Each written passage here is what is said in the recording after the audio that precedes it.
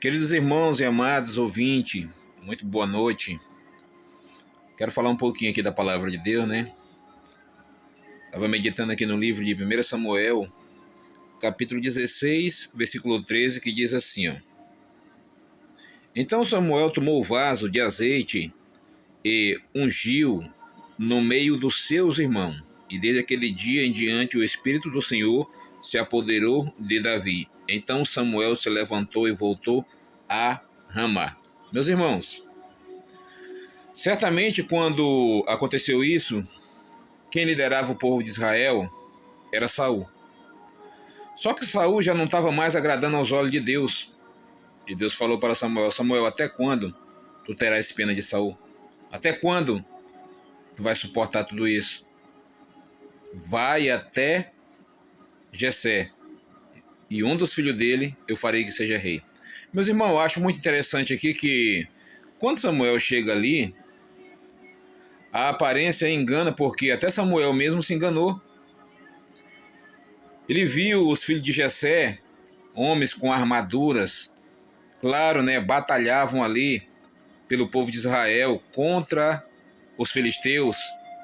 Provavelmente ele já sabia que o rei estava naquele meio. Meus irmãos, aquilo que a gente pensa não é os planos de Deus. Muitas das vezes eu e você não temos que fazer planos para Deus. Temos que pedir a direção de Deus para a nossa vida e o querer dele na nossa vida. Muitas das vezes eu penso que é de um jeito e vai ser de outro.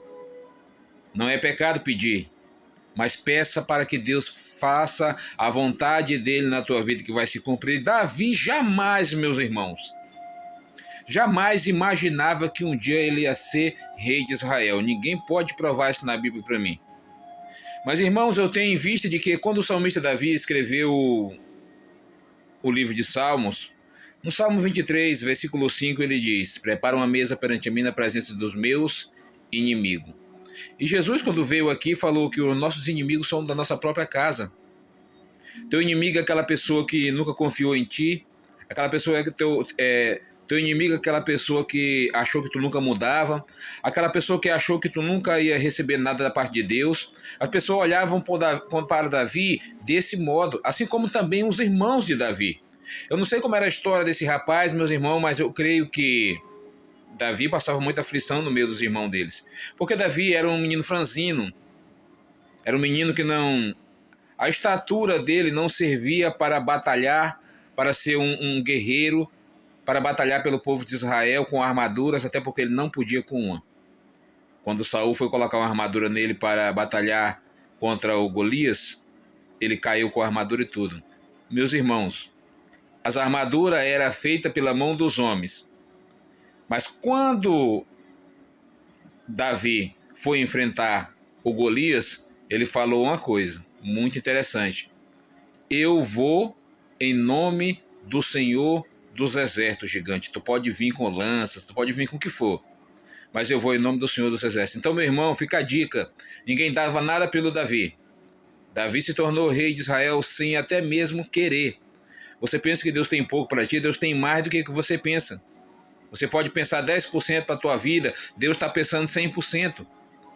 Basta você pedir, que nem ele pediu lá no Salmo 23 e falou: prepara uma mesa perante mim na presença dos meus inimigos. Pede para Deus hoje o que tu queres, que Deus considera na tua vida.